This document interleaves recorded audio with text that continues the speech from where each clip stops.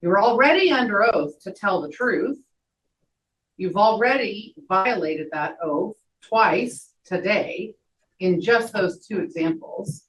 It seems absurd to instruct you again that you must tell the truth while you testify.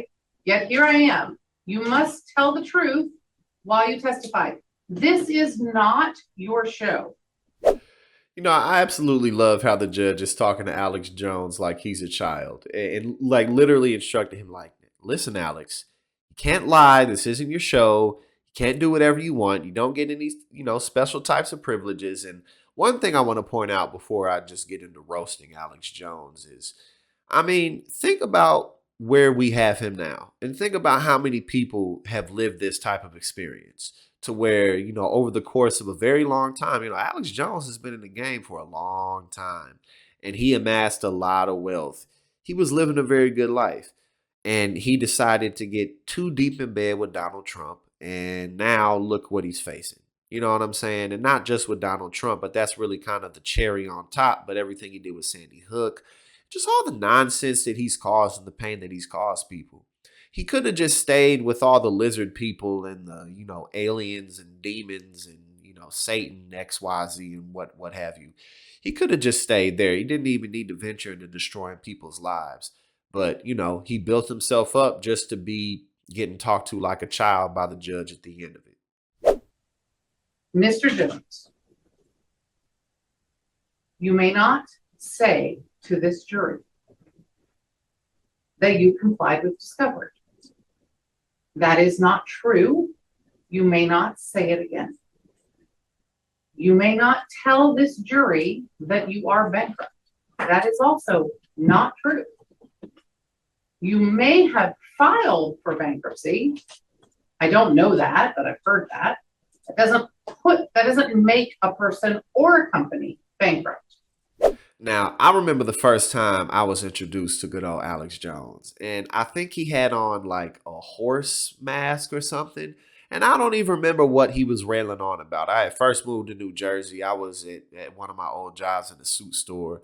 And actually, I was watching some TYT and they had him on. And then I was watching Secular Talk and he was talking about him. And then I just had this endless show of, okay, this guy has on a horse mask.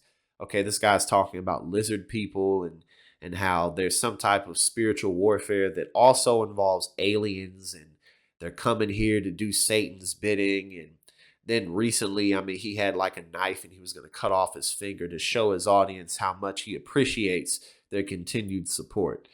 But it's like, I mean, just screaming, yelling. I think he was actually yelling at Satan one time.